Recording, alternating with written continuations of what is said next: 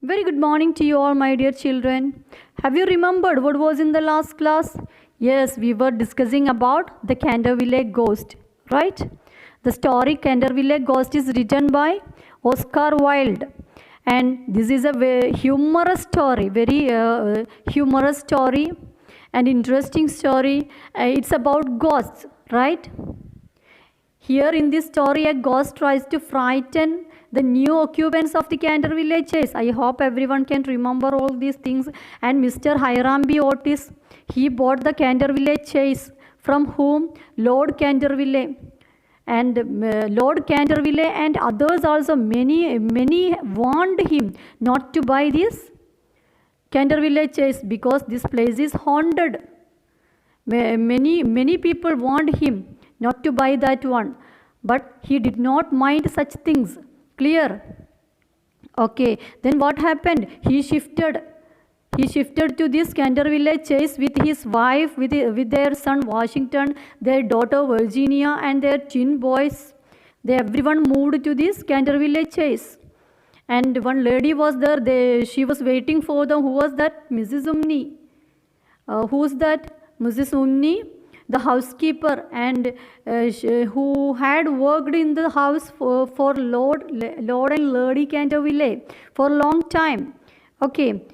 On the same day itself, they could find a blood stain on the floor. That was a very strange thing. Clear? And Mrs. Umney, she explained this matter. How? You see, it's the blood of Lady Eleanor of Canterville who was murdered on that very spot by her own husband.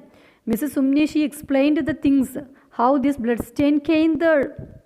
Sir Simon of Canterville in 1575, Lady Eleanor of Canterville was murdered by this Sir Simon of Canterville, and Sir Simon disappeared 9 years later and his body has never been found. Yes or no? And his guilty ghost still haunts that chase. Clear? Okay, children, Mrs. Umney, she added many things along with it. She said about this red blood stain. What was it? The blood stain has been admired by visitors to the house and it cannot be removed. But Washington Otis, he heard this one and immediately what did he do? He said that Pinkerton stain remover and perfect cleaner will clean it up quickly. He said so. Okay, and without waiting for anyone, he himself tried to clean that place by using this Pinkerton stain remover. I hope you can remember these things, right? Okay. Then what happened? So that blood stain, he could remove that blood stain immediately. But what happened?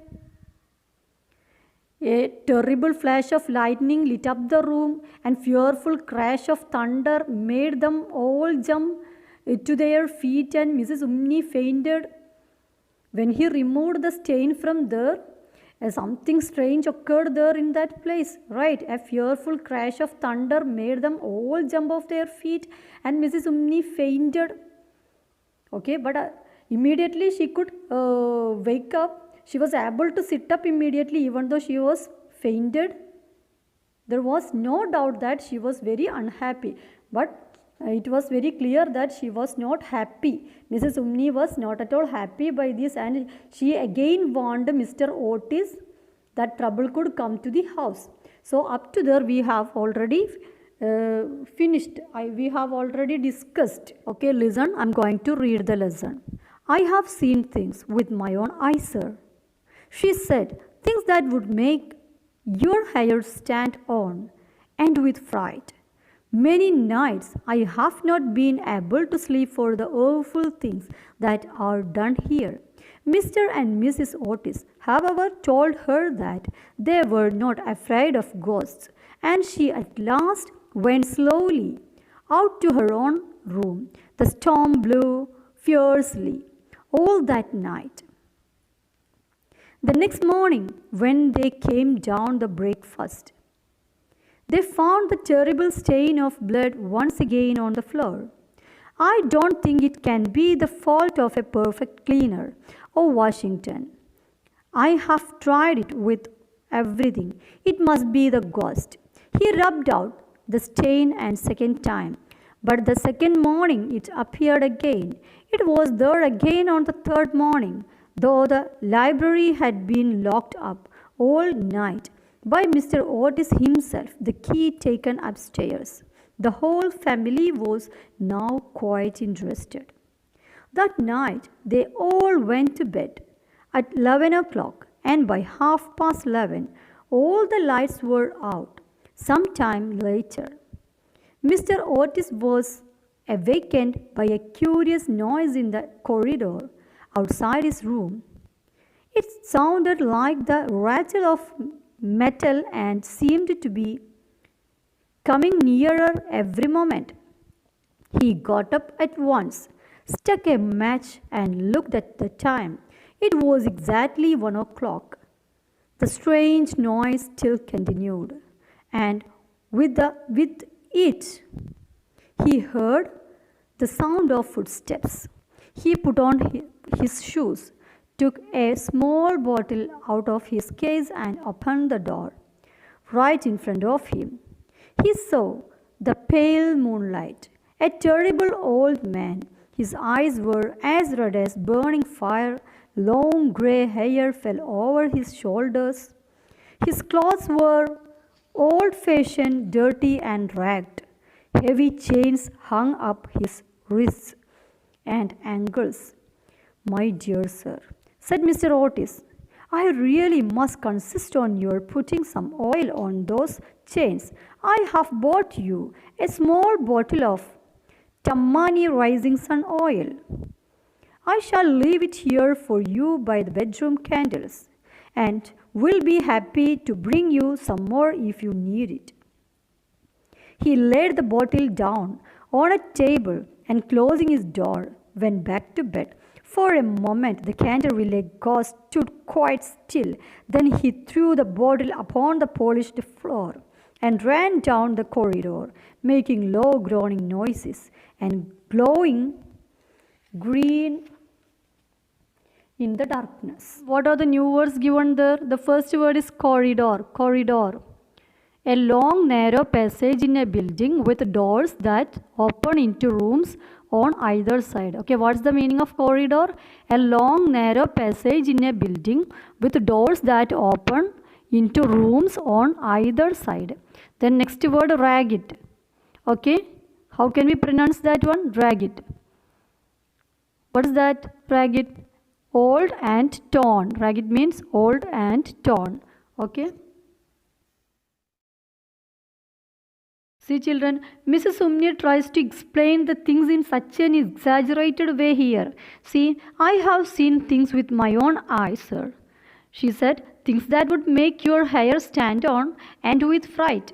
Many nights I have not been able to sleep for awful things that are done here. You see, she is saying that she has seen the things with her own eyes, and she explains the things properly about the ghost. And if she do so, if she is explaining all the things related to this ghost properly, what will happen? His hair will stand on and end up with fright. You all will be frightened by hearing the story of this ghost. She added that I have not been able to sleep for awful things that are done here. She is saying that she has not been able to sleep in this house because of the strange things happening here. Clear? And see, Mr. and Mrs. Otis, however, told her that they were not afraid of ghosts. And she at last went slowly out to her own room. The storm blew fiercely all that night. And see, Mr. and Mrs. Otis, and both of them said that we are not at all afraid of ghosts. After that only she moved to her own room. The next morning, when they came down to breakfast, they found the terrible stain of blood once again on the floor. Washington Otis, he also became very much confused because he already used this Pinkerton stain remover for many things. but everything was effective. But in this case, it is not affecting. Clear? So he is telling that this is not the fault of the Pinkerton's stain remover. I have tried it with everything. He is saying that I have tried it with everything, and it must be the ghost. And he also believing that it is a ghost. It must be the ghost. The next morning, when they came down to breakfast, they found the terrible stain of blood once again on the floor. I don't think it can be the fault of the perfect cleaner, said Washington. I have tried it with everything. It must be the ghost. You see, children? Washington noticed, and now he also believed that it must be the ghost, because when they came for the breakfast, next morning, again the stain of the blood is there. And he used this Pinkerton stain remover in many cases, and that was very much effective for everything. Clear? But in this case, that is not working, so it is sure that it must be a ghost. So he also believed that. He rubbed out the stain second time. Can you see that? He rubbed out the stain second time. But the second morning, it appeared again. It was there again on the third morning. Though the library had been locked up all the night, Mr. Otis himself and the key taken upstairs. The whole family was now quite interested. You see that every day they removed that blood stain, and the very next day again they can see the blood stain on the floor. He rubbed out the stain second time. The second morning it appeared again, and again on the third morning, you see. And the library had been locked up all the night by Mr. Otis himself, and the key taken to upstairs. The whole family was now quite interested. Night they all went to bed at 11 o'clock, and by 11:30 all the lights were out. Sometime later, Mr. Otis was awakened by curious noise in the corridor outside his room. It sounded like the rattle of metal and seemed to be coming nearer every moment. He got up at once, struck a match, and looked at time. It was exactly 1 o'clock. The strange noise still continued, and with it he heard the sound of footsteps. He put on his shoes, took a small bottle out of his case, and opened the door. They all went to bed at 11 o'clock. Okay? I told you the family was now quite interested. So that night they all went to bed at 11 o'clock. And by 11:30, all lights were out. Sometime later, Mr. Otis was awakened by a curious noise in the corridor. Mr. Otis awakened by hearing the curious noise from the corridor outside his room. What is the meaning of corridor? I already told, a long narrow passage in a building with doors that open into rooms on either side. Okay. So Mr. Otis, he awakened by a curious noise in the corridor outside his room. It sounded like a rattle of metal and seemed to be coming nearer every moment. And it was like a rattle of metal, the sound of metals, and seemed to be coming nearer every moment. Okay, and he got up at once. Mr. Otis, he got up at once and struck a match and looked at the time. And he looked at the clock to know the time. It was exactly 1 o'clock. Clear? And the strange noise still continued, and with it he heard the sound. And Mr. Otis, he heard the sound of footsteps also, and it is coming nearer. He put on his shoes, took a small bottle out of his case, and opened the door. And he put on his shoes and took a small bottle out of his case. Okay, and opened the door. Right in front of him, he saw a pale moonlight, a terrible old man. His eyes were red as burning fire. Long grey hair fell over his shoulder. His clothes were old-fashioned. He opened the door. What did he see there? You see, he could see a terrible old man, and his eyes were as red as burning fire. Long grey hair fell over his shoulders. His clothes were old-fashioned, dirty, ragged. What is meant by ragged? Ragged. The pronunciation is ragged. That is old and torn. Okay. And heavy chains hung from his wrists and ankles. The heavy chains are hung from his wrists and ankles. Can you see that one? Okay. My dear sir, said Mr. Otis, I really must insist on your putting some oil on those chains.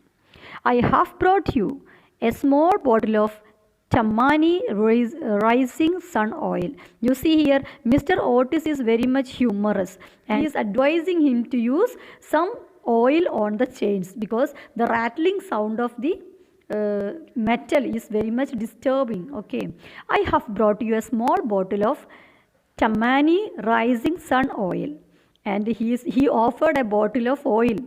I shall leave it here for you by the bedroom candles and will be happy to bring you some more if you need it. And also he offered a bottle of oil. Why? Because the rattle sound of the metal chains disturbed his sleep. Clear? And again he added something, if you need more I will give you. Okay, he laid the bottle down on a table and closing his door and went back to bed. Clear? Okay, see the next paragraph. For a moment, the Canterville ghost stood quite still. Then he threw the bottle upon the polished floor and ran down the corridor, making low groaning noise and glowing green. For a moment, the Canterville ghost stood quite still. Then he threw the bottle upon the polished floor and ran down the corridor, making low groaning noise and glowing green in the darkness. You see, the ghost, he got angry. For a moment, the Canterville ghost stood quite still. He stood quite still for a moment. Then he threw the bottle upon the polished floor. The bottle offered by whom?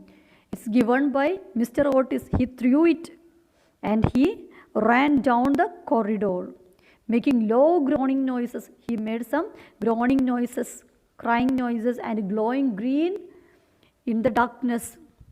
Just as he reached the top of the great oak staircase, a door opened. Two little children dressed in white appeared, and a pillow flew past his head. There was no time to be lost, so he disappeared through the wall, and the house became quiet. You see that twin children, they are in the white dress. What happened when the ghost, when he was running through the oak staircase? What happened? These children threw a pillow on him, and immediately he disappeared through the wall, and the house became quiet. Now let's move to page number 44. There are two new words are given there in the box.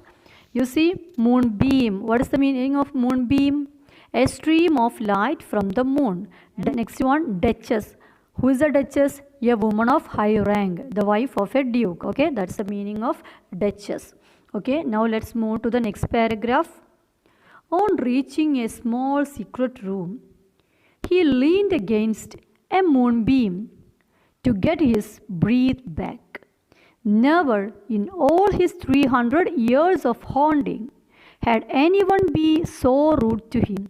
He thought of the duchess, whom he had frightened badly, as she stood before her mirror in her lace and diamonds.